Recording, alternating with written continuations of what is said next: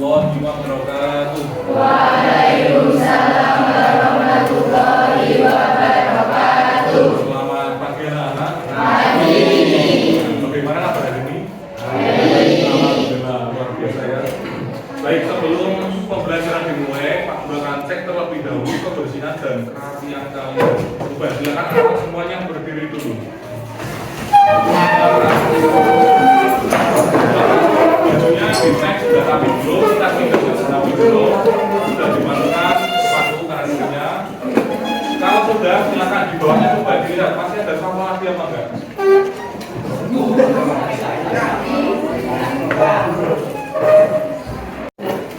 Baik, untuk selanjutnya sebelum kita mulai pembelajaran, Pak Guru akan cek kehadiran kalian terlebih dahulu. Baik, saya mulai dari yang pertama, Agustin Amelia Sari. Pembelajaran pada pagi hari ini, silakan Pak Guru minta salah satu anak atau ketua kelas untuk memimpin berdoa. Silakan dipimpin. Pak Guru siap berdoa, mulai. Bismillahirrahmanirrahim. Raditu billahi rabba wa bil islami dina wa bi Muhammadin nabiyya wa rasulah. Rabbi zidni ilma warzuqni fahma. Amin ya rabbal alamin. Assalamualaikum warahmatullahi wabarakatuh. Waalaikumsalam warahmatullahi wabarakatuh. Anak-anak, untuk pembelajaran kali ini nanti kita akan mempelajari materi baru, yaitu materi tentang apa tuh bakal kalian melihat gambar di sini. Kira-kira tentang apa anak? Nah, tapi kalau sebelum masuk materi ini, coba masih ingat nggak pertemuan sebelumnya kita bahas materi apa? Nah, apa coba diulang lagi sekali apa? Ayo siswa. Nah, pentingnya cinta terhadap Rasulullah. Nah, juga sama materinya itu kaitannya dengan Rasulullah. Nah, kita nanti akan melaksanakan ibadah haji atau umroh juga sama. Nah, untuk materi selanjutnya sebelum kita masuk ke materi nanti Pak Guru sampaikan dulu tujuan pembelajaran kali ini.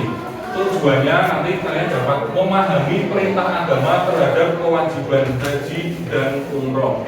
Kemudian kriteria tercapaian tujuan pembelajarannya pertama, peserta didik mampu menjelaskan pengertian hukum, kemudian tata cara pelaksanaan haji ataupun umroh. Terus yang kedua, peserta didik mampu menjelaskan syarat, rukun, kemudian wajib haji dan umroh. Itu adalah sesuatu yang harus dilaksanakan ketika melaksanakan rangkaian ibadah tersebut.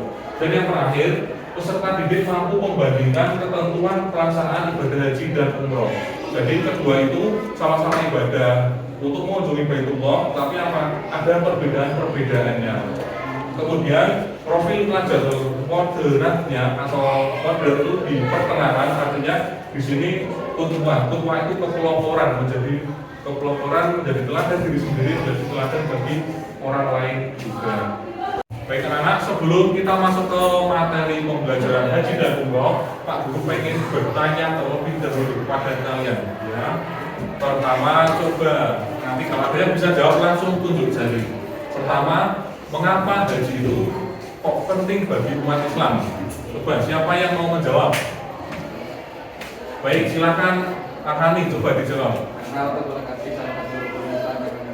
Nah, benar sekali ya, salah satu kenapa haji itu penting karena apa? Itu melengkapi salah satu rukun Islam yang kelima. Jadi biar rukun Islamnya sempurna, maka dengan melaksanakan ibadah haji.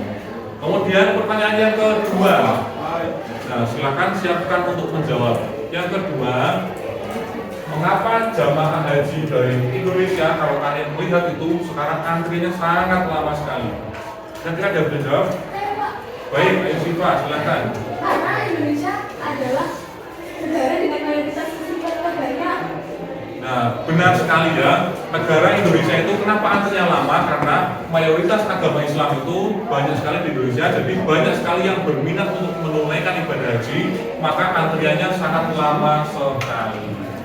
Yaitu anak-anak silakan untuk membaca salah satu dalil atau dasar perintah pelaksanaan ibadah haji yang sudah tercantum dalam Al-Quran pada Quran Surah Al-Imran ayat 97. Sudah siap semua ya? Baik, kalau sudah siap, sekarang kita baca bersama-sama. Bismillahirrahmanirrahim.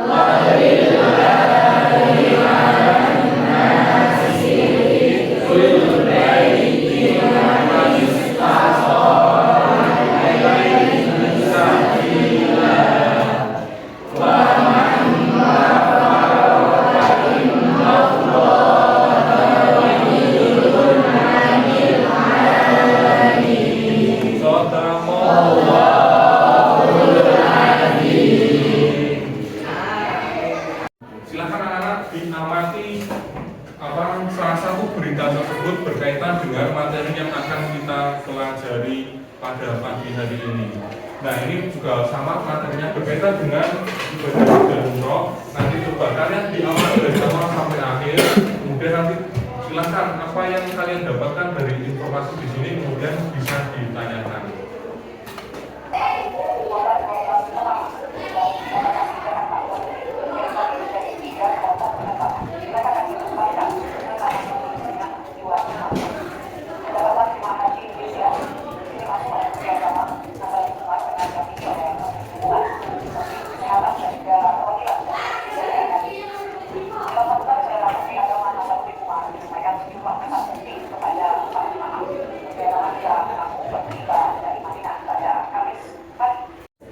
Nah, silakan anak-anak kalau ada yang mau ditanyakan dari video yang sudah kalian lihat ini. Saya Pak. Ya, silakan Pak Ali. Pertanyaannya bagaimana? Apa yang berangkat umroh hanya 2 orang? Kenapa yang berangkat umroh hanya 2 orang? Ya, umroh ataupun haji ya, sama hanya di sini karena ini hanya apa nanti masih simbolisasi untuk pemberangkatan. Ini juga apa untuk pemberangkatan awal hanya 2 orang ini. Nanti juga di belakangnya disusul untuk kloter yang pertama.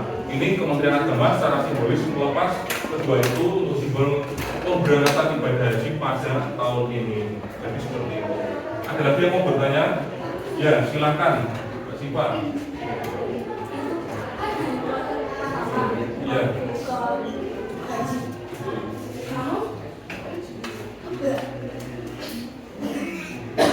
Ayo bilang juga tidak usah grogi, tidak apa-apa. Ini baru kloter pertama untuk pemberangkatan haji. Kemudian yang ditanyakan apa juga? Haji kan lumayan lama kan Pak. Terus apakah kloter-kloter selanjutnya tetap ada di bulan Zulhijjah? Ya baik. Haji itu memang membutuhkan waktu yang lama. Untuk pemberangkatan memang dibagi per kloter karena gini, untuk apa agar bisa itu tidak mencapai tumpukan jamaah dari Indonesia. Kloter 1, kloter 2, kloter 3 sama di bulan Zulhijjah semua. Karena nanti puncaknya ibadah haji itu pada tanggal 9 Zulhijjah yaitu di wukuf pada Padang Arafah. Jadi semuanya seperti itu sama. Baik, ada lagi yang mau bertanya? Sudah tidak ada ya? Nah, kalau tidak ada, untuk selanjutnya, nah nanti Pak Guru akan membagi menjadi beberapa ini masih ada 2 anak yang bisa Pak Guru masukkan, ya. Nanti ada apa warning dan nada nanti masuk di kelompok sini. Jadi silakan dalam waktu 10 detik kalian sudah bergabung dengan kelompok masing-masing untuk membahas materi nanti yang sudah Pak Guru kasih. Nanti Pak Guru kasih LKPD, kemudian kasih juga sebuah permasalahan berkaitan dengan ibadah haji. Nanti kalian diskusikan dengan satu kelompok kalian, dicari permasalahannya, menggunakan referensinya dari buku paket ataupun dari internet juga diperbolehkan. Baik, kalau tidak ada yang memudahkan, silakan anak-anak untuk bergabung dengan kelompoknya masing-masing. Jadi silakan kelompok 1, 2, 3, 4, 5. Jadi yang dua anak itu Nanda dan Menin silakan bergabung dengan kelompoknya Selamat. Jadi silakan anak langsung menyesuaikan.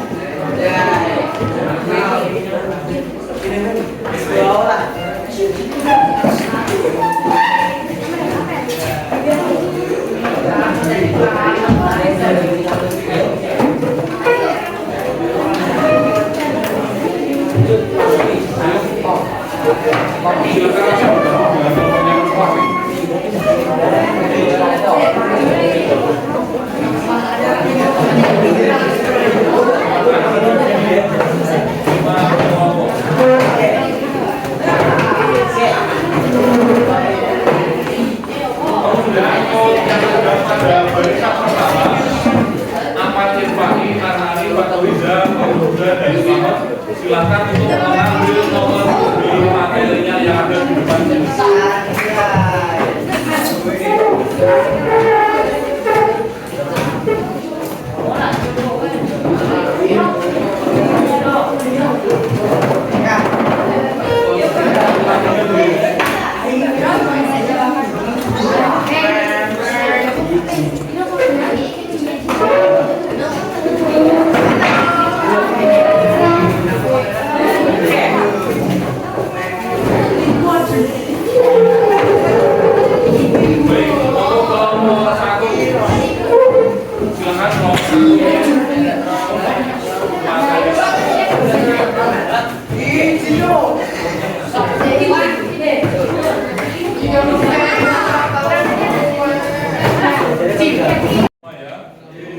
Selanjutnya Pak Guru bagikan lembar kerja dan lembar sebuah permasalahan. Nanti kalian menyelesaikan dengan diskusi menggunakan beragam sumber, baik internet, buku paket ataupun buku LKS bersilangan. Kelompok 2 tadi, yang kelompok 2, kemudian kelompok 3, kemudian satu lagi kelompok 5. Nah, silakan anak-anak untuk membahas diskusi dengan kelompoknya dari sebuah permasalahan itu menggunakan sumber-sumber yang sudah tersedia. Kemudian nanti silakan untuk dipresentasikan.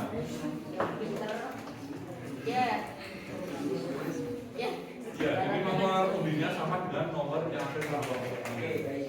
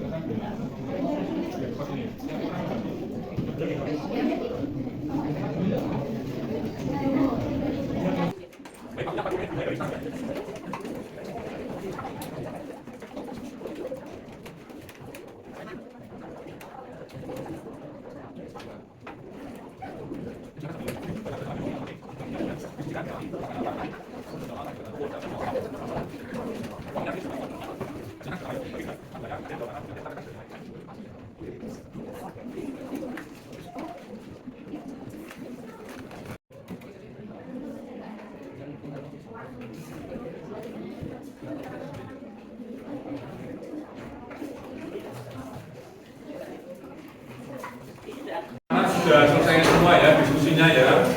Kemudian Pak Guru minta kelompoknya Mas Hani silakan untuk bisa mempresentasikan hasil diskusinya ke depan. Kemudian untuk anak-anak yang lain silakan diperhatikan apa yang disampaikan oleh teman kalian tentang materi-materinya tentang ibadah. Baik, silakan. Assalamualaikum warahmatullahi wabarakatuh. Kami dari kelompok 4 akan membacakan jawaban dari kelompok kami.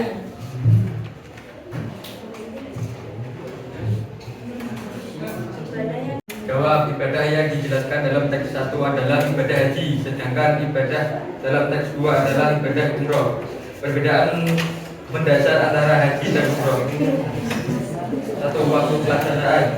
Haji hanya bisa dilaksanakan pada waktu-waktu tertentu dalam setahun, yaitu pada bulan Dzulhijjah. 2. Umroh bisa dilaksanakan kapan saja sepanjang tahun tanpa ada batasan waktu tertentu. Status hukum, haji hukumnya wajib bagi umat Islam yang mampu secara fisik dan finansial, karena merupakan salah satu dari 5 rukun Islam. Umroh merupakan atau sangat dianjurkan, tetapi tidak wajib seperti haji.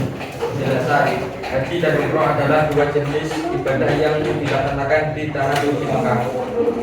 Haji memiliki ketentuan dan waktu khusus serta merupakan kewajiban bagi umat Islam yang mampu. Sementara itu, umroh dapat dilakukan kapan saja dan hukumnya sunnah. Meskipun keduanya memiliki beberapa kesamaan seperti tawaf dan haji, namun keduanya berbeda dalam waktu pelaksanaan dan kewajiban hukumnya. Nah, baik, itu materi yang disampaikan oleh kelompok 1 ya, seputar perbedaan antara ibadah haji dan ibadah umroh. Kemudian silakan anak-anak yang lain kalau ada yang mau bertanya kepada kelompoknya Arhani dan teman-teman. Ya. Bagaimana jika ada jamaah haji yang sudah berusia lanjut atau berkebutuhan khusus melaksanakan ibadah haji, salah satunya tawaf?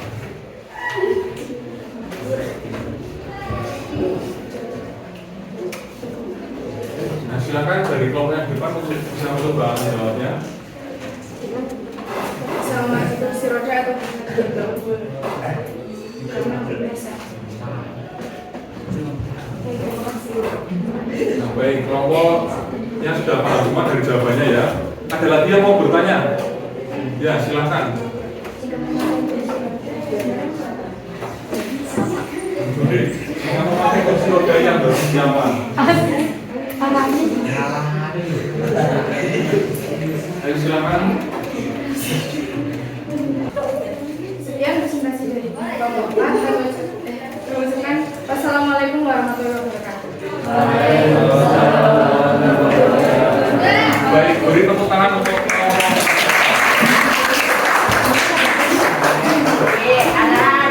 sudah presentasi semua tentang materi ibadah haji dan umroh, kemudian pengertian ibadah haji dan umroh. Di sini tentu hanya menambahkan penjelasan materi-materinya secara singkat karena tadi anak-anak sudah menjawab semua.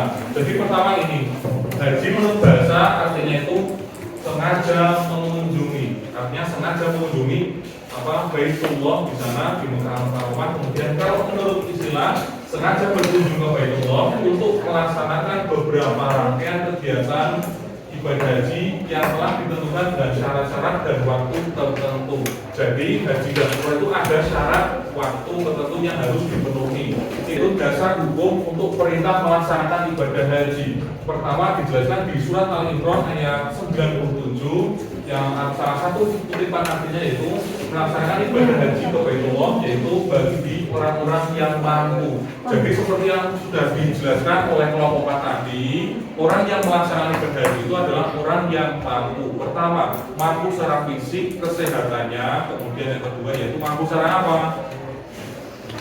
Hartanya atau finansialnya untuk keluarga yang ditinggalkan di negara kita, kemudian mampu secara finansial untuk bekal kehidupan selama melaksanakan ibadah haji.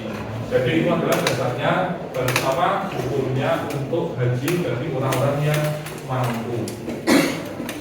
Kemudian selanjutnya di sini tadi sudah dijelaskan oleh kelompok 4 juga tentang perbedaan ibadah haji dengan umroh. Kalau ibadah haji itu hanya bisa dilaksanakan setiap tahun berapa kali, anak? 1 kali saja ya. Pada bulan apa? Bulan sekali. Pada bulan Dzulhijjah ya. Karena puncaknya haji yaitu dilaksanakan pada bulan Dzulhijjah. Kemudian kalau umroh itu bisa kapan saja, tidak terikat waktu. Karena kalau umroh itu tidak ada yang namanya wukuf di Arafah. Nah, kalau wukuf di Arafah itu dilaksanakan pada tanggal 9 Zulhijjah. Kalau di sini 1 hari sebelum Idul Adha. Kemudian yang berikutnya, nah, syarat haji, Pak Guru tambahkan sedikit biar kalian lebih paham. Pertama, yang wajib melaksanakan ibadah haji yaitu pertama adalah orang Islam. Karena sudah pasti salah satu rukun Islam yang keberapa? Coba masih ingat nggak rukun Islam yang keberapa yaitu 5, benar sekali. Kemudian yang kedua yaitu balik. Balik itu artinya apa? Sudah dewasa, sudah mampu membedakan mana yang baik dan mana yang buruk, sudah berkewajiban. Dan yang ketiga berakal sehat, artinya sehat jasmani dan sehat rohani, pikirannya sehat, fisiknya juga sehat. Selanjutnya yang keempat mampu atau istiqomah. Istiqomah itu mampu secara fisik atau secara materinya. Dan yang terakhir merdeka. Merdeka itu artinya bebas, tidak sedang dalam tahanan. Misalnya tahanan itu ya sudah kurang dalam penahanan di lembaga kepolisian ataupun yang lainnya, sedang itu tidak merdeka. Kemudian yang selanjutnya,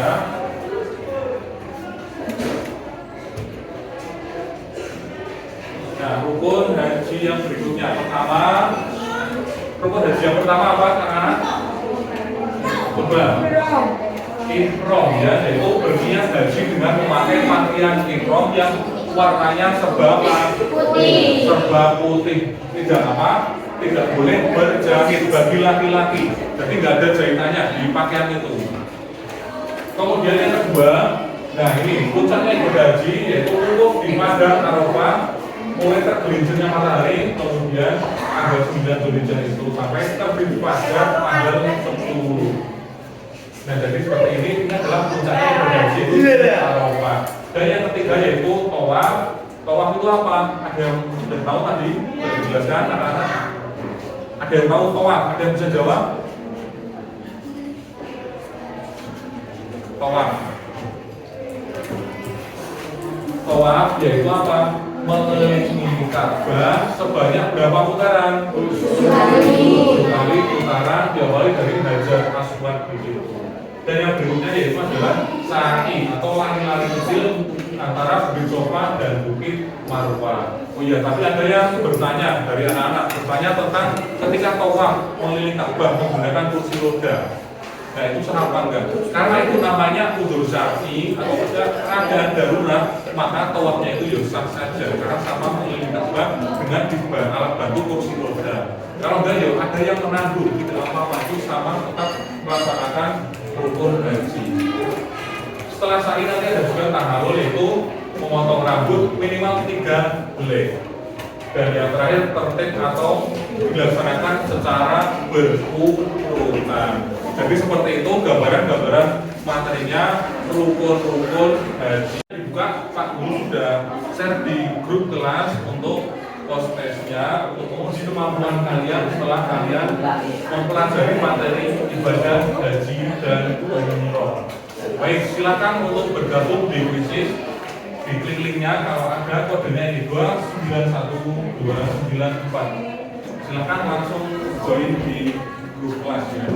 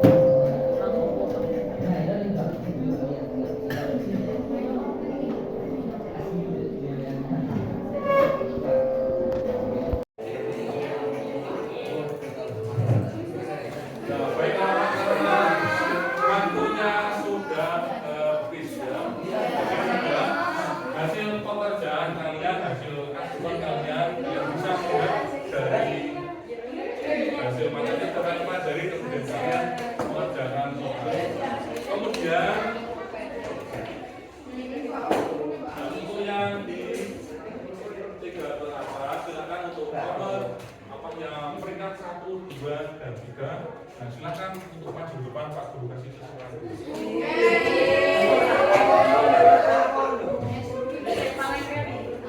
Silakan. Ini yang ada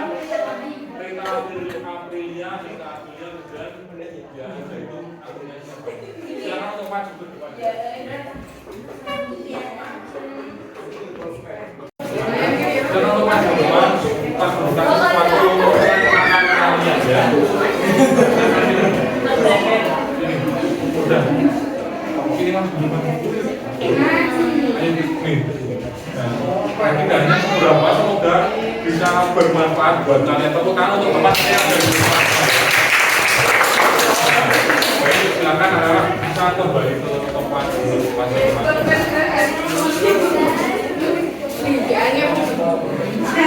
Kapan anak ibadah haji dan umroh. Jadi ibadah haji dilaksanakan pada bulan apa? Zulhijjah. Kalau umroh kapan saja selama kita bisa berkunjung boleh dilaksanakan sama terbaik umroh. Ya, jadi seperti itu. Kemudian ada beberapa rukun, syarat dan wajib haji yang harus kita penuhi. Itu untuk salah satu sebagai sahnya ibadah haji. Sampai sini ada yang mau bertanya? Tidak ada ya. Baik anak-anak, demikianlah untuk pembelajaran PAI kali ini materi seputar ibadah haji. Kemudian untuk materi selanjutnya nanti silakan anak-anak bisa mempelajari materi tentang urutan tata cara melaksanakannya, kemudian larangan-larangannya dan mengerjakan tugas yang nanti akan Pak Guru berikan. Untuk mengakhiri pembelajaran kali ini, mari kita tutup dengan bacaan hamdalah bersama-sama. Demikian, Bapak Guru akhiri. Wassalamualaikum warahmatullahi wabarakatuh. Waalaikumsalam warahmatullahi wabarakatuh. Terima kasih Pak.